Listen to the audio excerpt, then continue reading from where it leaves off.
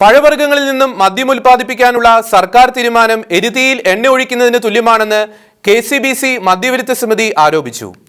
മനുഷ്യന്റെ മദ്യാസക്തി എന്ന ബലഹീനതയെ ചൂഷണം ചെയ്യുന്ന സർക്കാർ നയത്തിനെതിരെ പ്രക്ഷോഭ പരിപാടികൾ ആരംഭിക്കുമെന്നും മദ്യവിരുദ്ധ സമിതി സംസ്ഥാന ഉന്നതാധികാര സമിതി യോഗം വ്യക്തമാക്കി. പഴവർഗ്ഗങ്ങളിൽ നിന്നും മദ്യം ഉൽപ്പാദിപ്പിക്കാൻ ചെറുകിട യൂണിറ്റുകൾക്ക് കൂടി അബ്കാരി ലൈസൻസ് നൽകാനുള്ള തീരുമാനം അപകടമാണെന്ന് ഉന്നതാധികാര സമിതി യോഗം വിലയിരുത്തി. സർക്കാർ തീരുമാനം അപകടകരവും ജനദ്രോഹവുമാണെന്നും യോഗം ആരോപിച്ചു. മദ്യവും മയക്കുമരുന്നും മൂലം പൊതുസമൂഹത്തിന്റെ മാനസികാരോഗ്യ നിലവാരം തകർന്നുകൊണ്ടിരിക്കുന്ന അവസ്ഥയിലാണ് പുതിയ തീരുമാനമെന്നും യോഗം കുറ്റപ്പെടുത്തി. ഇന്നേ സംബന്ധിച്ച് കുട്ടികളിൽ ലഹരിയുടെ ആകർഷണത്തിലാണ് എത്തിപ്പെട്ടിരിക്കുന്നത്. അതിന് യാതൊരു സംശയവുമില്ല. സർക്കാരിന് സാമ്പത്തിക നേട്ടം മാത്രം മതി. ഈ ബാക്കിയുള്ള കാര്യങ്ങളോട് പ്രശ്നമല്ല.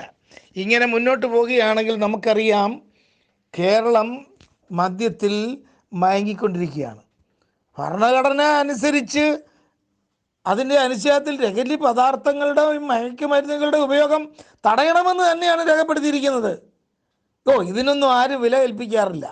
അബ്കാരി നിയമം അപ്പോഴപ്പോഴേ കാറ്റിൽ പറത്തിക്കൊണ്ട് അത് എല്ലാം തിരുത്തി എഴുതി ആർക്ക് വേണമെങ്കിലും കേരളത്തിൽ മദ്യം ഉണ്ടാക്കാവുന്ന കൊടുക്കാവുന്ന സാഹചര്യമാണ്.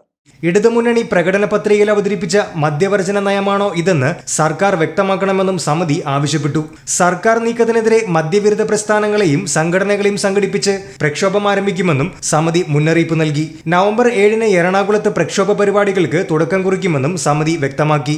ബിഷപ്പ് മാർ റെമജിയൂസ് ഇഞ്ചനാനിയിൽ അധ്യക്ഷത വഹിച്ച യോഗത്തിൽ സംസ്ഥാന general secretary father John Areekal, advocate Charlie Paul തുടങ്ങിയവർ പങ്കെടുത്തു. Shekinah news bureau, Kochi.